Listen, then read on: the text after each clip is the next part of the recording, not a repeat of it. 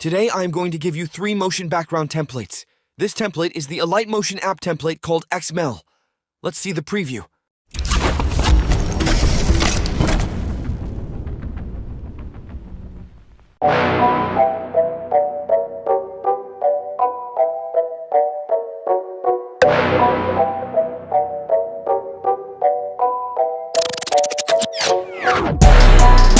Now I will show you how to download.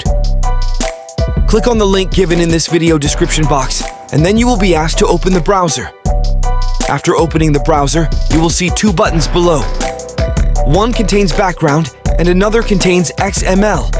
So download what you need. Now show you how to download. Those who need the background should watch this video below. After viewing, click on this background button, and those who will download XML, click on the XML button. Then you will be asked to open Alight Motion. After you open it, after waiting for a while, an option named Import will appear. Then click on Import and your background XML will be imported.